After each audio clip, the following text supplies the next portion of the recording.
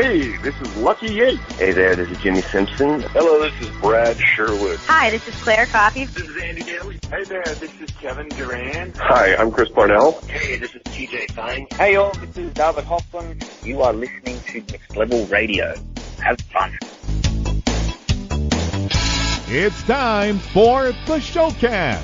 And now, here they are, those pop culture junkies and your hosts, Ben Beck, Adam Gorey, and Steve Richards.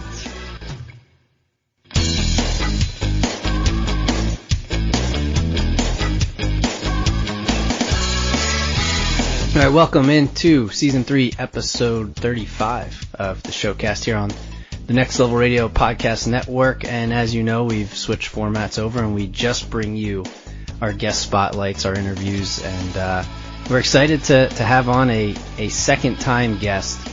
Last year we talked to him before his daughter was born, and now Season 3 of The Strain has started back up on FX, and you can watch it Sundays at 10 o'clock on FX, and that is Kevin Durand is back with us. Kevin, how's it going, man?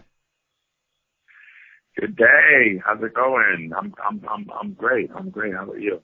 We're good, and I mean we're glad to get you back on. I mean, we love talking to you. We had a blast talking to you last year, so hopefully we can make this a yearly thing, and Strain keeps going, and we can have you on it. Make this like an annual podcast.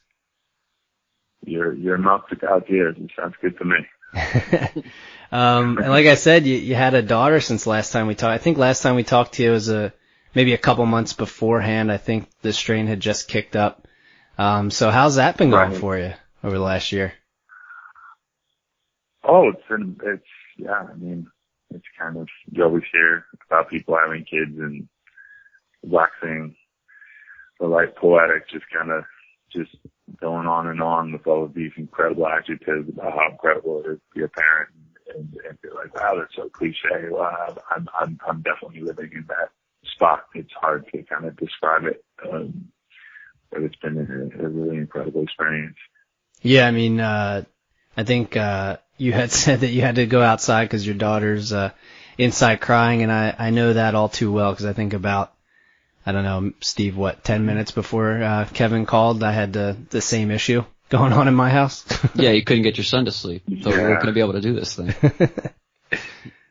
Yeah, she's not having a great day today, so she's kind of a little bit touchier today. So I'm kind of like the entertainment in the household. So I gotta run in and entertain and hope that I can change her mood. It seems to have worked. So generally she's like 99.9% of the time she's just, sunshine and peaches, but she's not feeling good today. How old is she now, if you don't mind me asking? She's a little over 1. Okay. Yeah. All right. Yeah. So I guess like the walking will start, or if it hasn't already. She's so close. Yeah, she's so close to it. It's any day now. She's just going to take off. She's taken a couple of steps, but she hasn't continuously done it. So we're looking forward to that. Is she, she's got to be close to at the age where it's okay and appropriate for her to watch The Strain, right? I mean, that's only, a few months away? She can't watch anything that I do. Yeah, it's funny. About 99% of what I've done in my career, she can't watch. Even the animated work, really, she can't really watch any of that stuff either. It's kind of hilarious. But that's okay. It kind of keeps what I do a mystery, and I'm just dad, Well, I'm sure at some point she'll be able to watch you in The Strain, and your character is pretty kick-ass. Are we going to see some more ass-kicking this season from you? Oh yeah, the show really grew, in terms of. They cut the show down to 10 episodes, so they it's just way more power packed. The spectacle. What's a spectacle? Excuse me. You can tell I haven't. it's either I've been having too much coffee or not enough. I can't exactly ride the line having a child and trying to stay on top of all my daily stuff. I say stuff like spectacle, ladies and gentlemen. The spectacle in the show has definitely grown. It's just such I'm sure you already felt it in our first three. It's just grown a lot, and the pace has increased, and the intensity of the way the narrative kind of travels has all been moving in a way that I'm just I'm so proud of it. So yeah, it has Vasily definitely kicking a lot more ass, but then also he's kind of like taking a deeper look, basically into him and what makes him and what's underneath that kind of macho bravado, and a couple of things happened to him this year that kind of shake him, and it was a real challenge and so much fun to shoot. Yeah, and you mentioned that you're proud of the new season and obviously proud of the whole thing, which is certainly understandable because there's a lot of fans that are also proud of it. This show is just ridiculous with the popularity that it has and the following that it gets. I'm interested in the fanfare that you get personally, and kind of any fan stories that you might have just from this show, because you've been a part of a big show before, but this is a big one too. So I'm interested in the fans, and they're kind of a different level than Lost was, at least. Yeah, I mean, it's different because in Lost I was Martin Keeney, and I came in for a window of time in the grand scope of the whole story. It was a heck of a great character that I got to play. But with this one, getting to play someone who's a lot more heroic and stoic, and Vasily has a certain flair that I think kind of sticks with people. So, I mean, I've been doing this for like 25 years, and this has definitely been the epitome of people kind of coming up to me and telling me what they think of him, what they think of the show. And I was just at like a pharmacy right before we got on the phone, and I was picking some stuff up for my mom. She's got like a pretty bad cold right now, and this guy comes up and he goes, "Hey, I just want you to know I'm a big fan of your show." And then the cashier says, "What's your show?" And like in unison, there's three other people in line at other cashiers going, "This strain." and it was really interesting because I was like, all these people knew who I was. Like, it's weird because it's been pretty easy for me to just kind of, walk the streets kind of fairly unnoticed. These people were all just not coming up and saying hi. And she was, "Well, how can I watch it?" And a couple other people go, "Oh, you can watch it on Hulu." And then if you have FX, it's on it. I was like, wow, I've been walking amongst all these people for the last like half hour trying to find Q-tips and cold remedies, and none of them kind of really made it known that they knew that I was fat, but they did. It was kind of an eye opener. But yeah, people I think people kind of relate to him. They're kind of cheering for him, and they enjoy the show, and that makes me really happy and proud that I could be a part of it. One thing that's kind of cool I saw, and for anyone who doesn't follow you on Twitter, go ahead and follow Kevin at Kevin_Durand. But I had seen this like last week, I guess it was.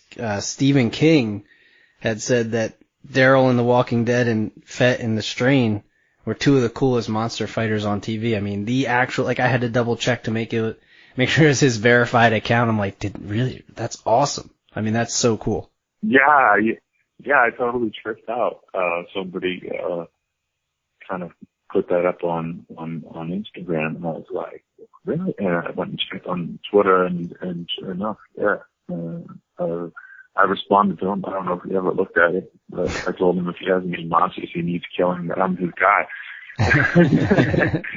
And that guy's got some monsters. So, it's one of the greatest monsters that, I've ever read about. I love his books. Yeah, it's so cool to have something like that. He's kind of a hero of mine. It's cool to know that people like that are watching your work. It's a real trip. I would guess that it's not the first time that you get recognized, because like you said, you've done all sorts of things, but is it the most often now at this point that you've been recognized, kind of just walking down the street or in the grocery store or on Twitter or anything like that? Well, it's kind of been, an amalgamation of a lot of years and a lot of characters. I mean, people still come up to me and they'll sorry, that's the doorbell. It rang from my phone. I guess you probably heard that. Did you hear that? No. Oh, okay. I heard it on my phone. There's been a lot of characters over the last, 20 years or whatever, but it seems like now, there's this one character that more people are recognizing more than any other, which is our man Fett, which is great because I really like Fett, and I love playing him, and when I grow up, I think it'd be more like him. So it's pretty cool to be recognized for that guy, as opposed to some of the really despicable dudes I've played in the past. Hey, you're that guy that destroyed the world. You're the guy that ate that baby. Or, it's kind of, it's nice if they're like, oh, you're the guy that's trying to save the world. You're really cool. It's like, that is a good gear change. Yeah. That's nice. You mentioned how many characters you've played and how long you've been in the business as well. I'm always interested in this question because of the way that Hollywood works, and especially with people, established as yourselves. I'm wondering if there were roles that maybe you turned down that you might, looking back on it, saying, oh, I could have had that role, or if there was auditions that you went on that, didn't quite pan out for roles that ended up being bigger roles in Hollywood somewhere.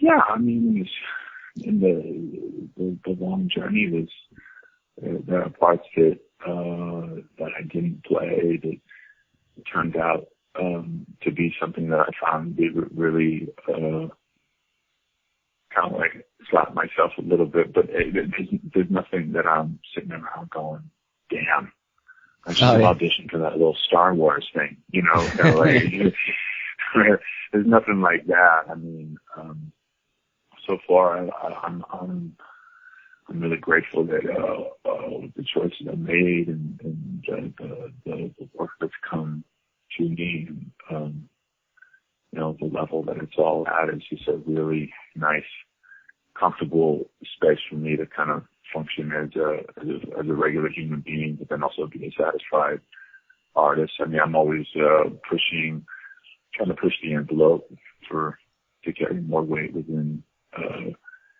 different narratives. But I'm pretty happy with the way things are, and it seems like every year it just gets a little bit more intense, and as it comes in a little bit more intense, I'm ready for it, and I'm always ready for more of it. And I just hope that I can keep saying that until I'm 95, 96. I hope I could be like Max von Sydow and still like just nailing it.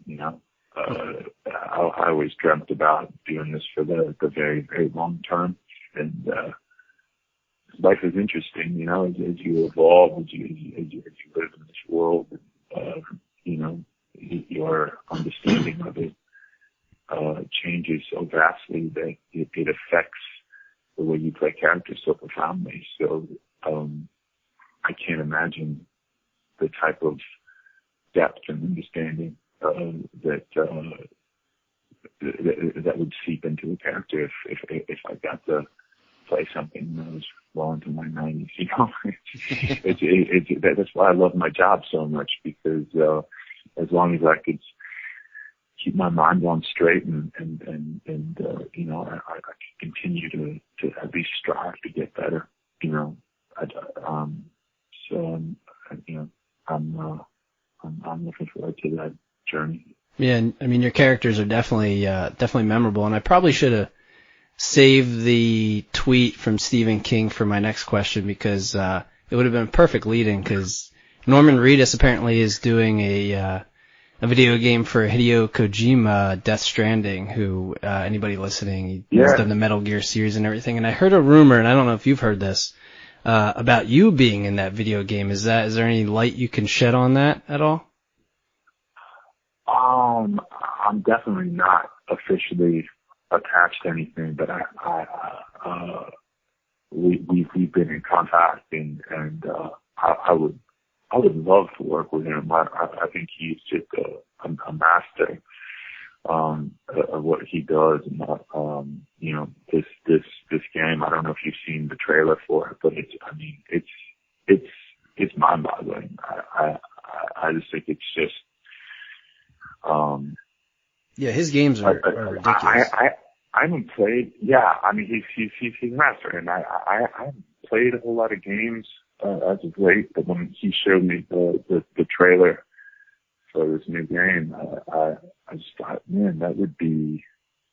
I've never done that. I've never been a part of that universe. So yeah, that'd be cool. It'd be so fun to do that with him, and so. We'll have to wait and see. I mean, it's a very, very long process building a game with the level of complexity that this man and his team are creating these universes. I mean, I have no idea how you even start to approach something like that from the perspective of a creator. Yeah. It's mind-boggling. So, I mean, if he wants us to be a part of it, I mean, I would love to talk about that and see if we could do something really cool.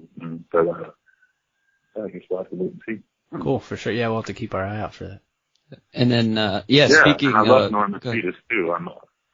Norman Reedus is a great actor, very seasoned, and it would be great to be part of that role with him. But we'll have to wait and see. And then, speaking of future roles, I saw, just as a quick IMDb search, I saw that there is something coming up for you called Tragedy Girls. I'm not sure what all you can tell about it, but I can tell you that your first build on IMDb, so you should know something about the movie because it's in post-production. Yes, it's funny. I get building movies, and I'm like, I know nothing about that. Am I in that movie? And I call my managers, am I in this movie? And they're like, okay, let me call IMDb. That's not good. But Tragedy Girls, I am in that movie. It's really a fun, really tight script that I read, and a really smart group of people came together to make this movie, and I was really lucky to be a part of it. And that is in the editing day now. I worked on another project called The Colonel earlier this summer that I really liked too. But I've been trying to keep my time open for my daughter, to tell you the honest truth. Unfortunately, I had to drop out of a couple of things here and there just because I'm really spoiled. I have a hard time imagining being away from her for a long period of time. So yeah, basically I've been doing everything that I can to just stay home unless it's something that's just too good to pass on. But yeah, it's definitely my best role yet, getting to be her daddy. Yeah. Yeah, it's definitely life changing. When they say that, they're not lying. Yeah. But yeah, there's a lot of cool stuff kind of in the works too, that I don't think I'm allowed to really discuss, but it's really, I realized that in interviews so often I just talk about how grateful I am, and it's kind of repetitive, but it's true. You know, I'm a small town boy from northern Canada, and nobody does this for a living. It was such a huge dream of mine to get to be a part of film and TV and get to be an actor. And every day I'm really truly kind of just pinching myself. I'm like, wow, how did this happen? And how did 25 years go by? And it just keeps getting better and better, and parts get better, the projects get better. It's, I can't complain.